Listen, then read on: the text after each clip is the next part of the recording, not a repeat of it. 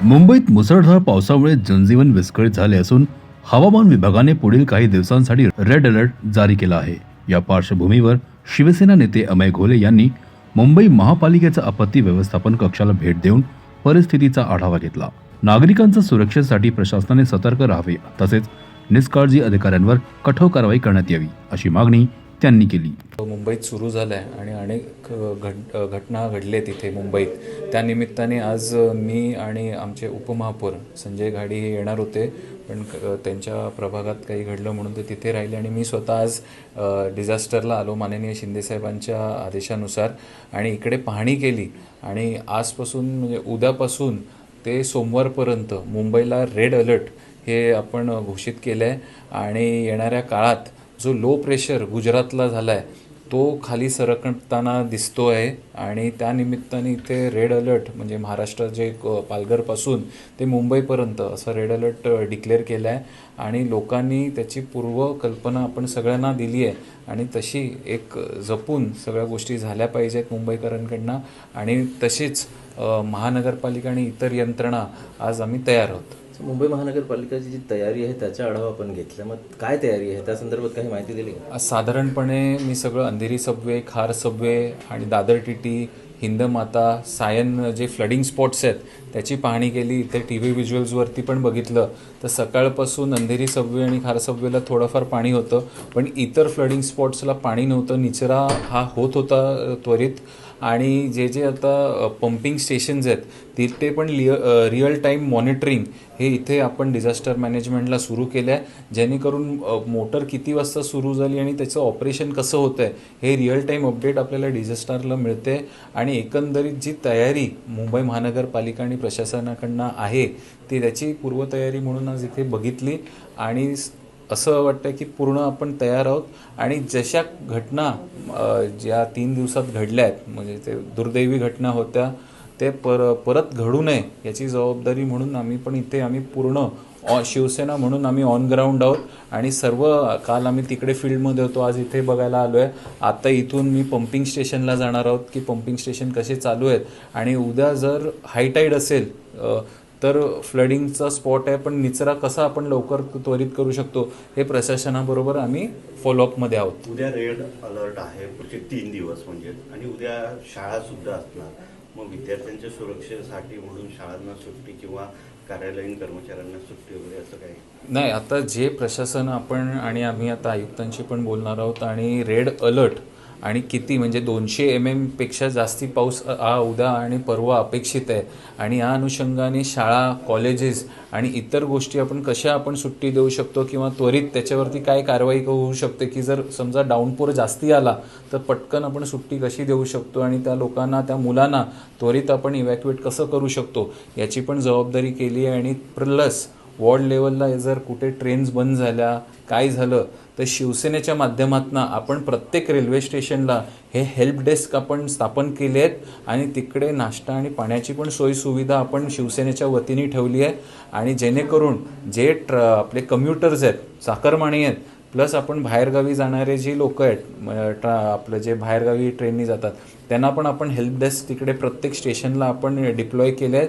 आणि उद्या होणाऱ्या रेड अलर्ट संदर्भात जर काही घटना घडली, फ्लडिंग जास्ती झालं किंवा काय प्रॉब्लेम झाला तर त्वरित त्याच्यावरती कारवाई वॉर्ड लेवलला कशी घेऊ शकतो याच्यावरती पण खबरदारी प्रशासन आणि आमच्या माध्यमातून घेण्यात आली आहे। विरोधी पक्षनेत्यांनी आणि विरोधी पक्षांनी अंकुश दाखवलेला आहे की सतत मार्चपासून पत्रव्यवहार केला जात होता की पावसाळ्यापूर्वी एक विशेष सभागृह घेऊन चर्चा करावी कामं आणि त्या संदर्भात, पण कुठलंही पत्राचं उत्तर आलं नाही, सभागृह भरवण्यात आलं नाही। आज स्थायी समितीमध्ये वेळोवेळी प्रत्येक गोष्टीचा आढावा घेण्यात आला, मग किती क्लिनिंग झाली, डीप क्लिनिंग किती झाली, सगळ्या गोष्टीचा आढावा घेण्यात आला आणि त्या माध्यमातून त्याच्यावरती जे काही आपल्याला ॲक्शन घ्यायच्या होत्या त्या पण ॲक्शन घेण्यात आल्या। कालची जी घटना घडली किंवा चेंबूरची जी घटना घडली ही खरंच दुर्दैवी आणि परत कुठे अशा गोष्टी घडू नये हे काल आणि आज सगळ्या आयुक्तांना, सहाय्यक आयुक्तांना त्वरित तिकडे कारवाई करण्यात आली आहे आणि त्याच्यावरती सगळ्यांना ऑन ग्राउंड राहून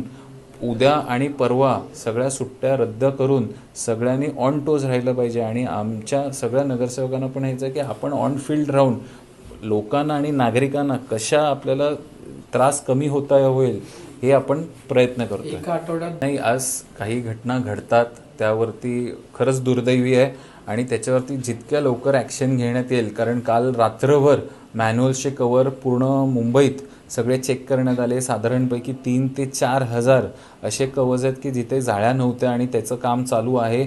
पण याची खबरदारी हे लोकल वॉर्ड लेवलला, मी वारंवार बोलतो की लोकल वॉर्ड लेवलने याची जबाबदाऱ्या घेतल्या पाहिजेत, जेणेकरून आज मायक्रो लेवलला काम करता येईल आणि जेणेकरून आज जे अधिकारी तिकडे आहेत त्यांनी जेव्हा मॅनहोल ओपन होतं तेव्हा तो कॉन्ट्रॅक्टरचे माणसं आणि अधिकारी वर्ग तेही तिकडे उपस्थित राहिले पाहिजेत.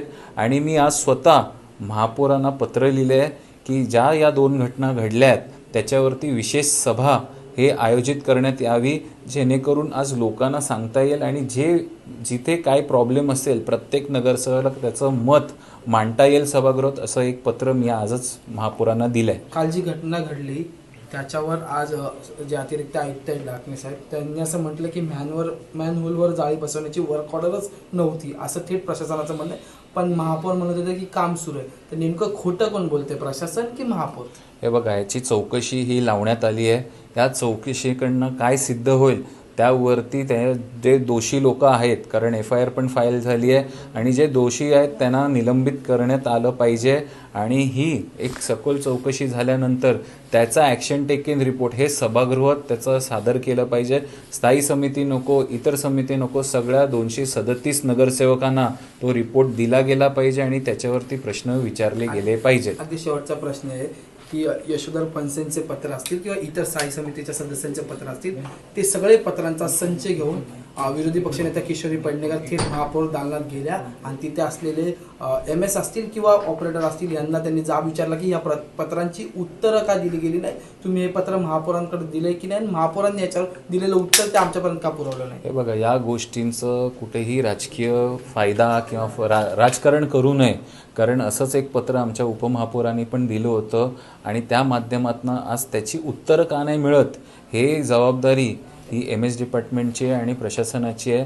त्वरित त्याच्यावरती पत्राची उत्तरं आली पाहिजेत आणि त्याच्यावरती कारवाई पण झाली पाहिजेत, हेही आमचं मत आहे. नुसती आम्ही पत्र देतो आणि त्याची उत्तरं मिळत नाही हे कुठे ना कुठे चुकीचं आहे. आणि आपण जे क्लर्क आहेत किंवा MS डिपार्टमेंट आहे याच्यावरती कठोर लवकरात लवकर चौकशी झाली पाहिजे आणि जे कोण याच्यामध्ये दोषी आहेत त्यांच्यावरती कारवाई झाली पाहिजे. धन्यवाद. CEN न्यूज, देश प्रदेश की ताजा तरीन खबरों के लिए CEN न्यूज को सब्सक्राइब करें और रहें पल पल की खबर से हर पल बाखबर.